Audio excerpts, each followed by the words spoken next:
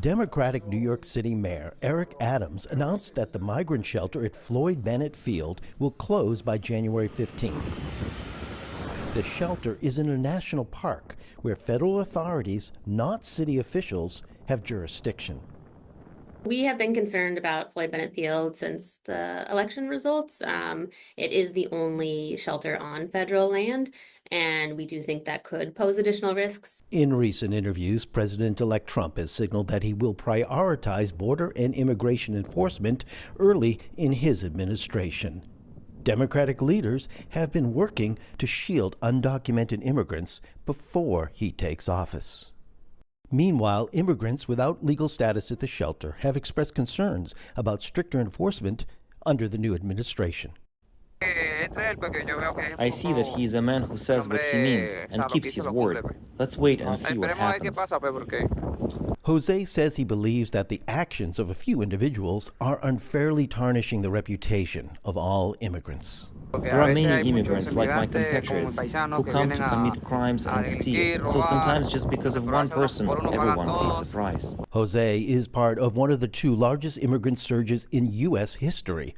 During the Biden administration, roughly 8 million immigrants entered the country. The second comparable migrant wave occurred in the early 1850s, according to New York Times analysis of government data.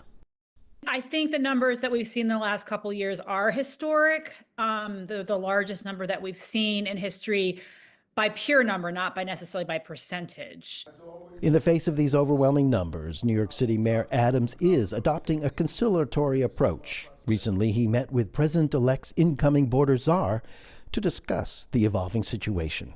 My conversation today with the border czar to figure out how do we go after those individuals who are repeatedly committing crimes in our city. We're going to tell those who are here, who are law-abiding, to continue to utilize the services that they have a right to utilize, educating their children, health care, public protection.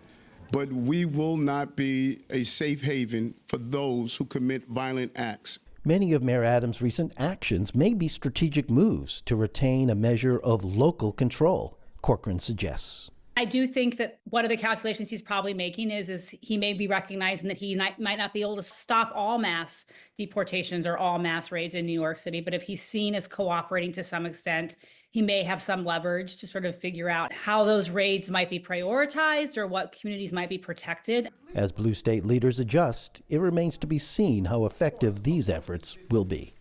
Aron Ranen, VOA News, New York City.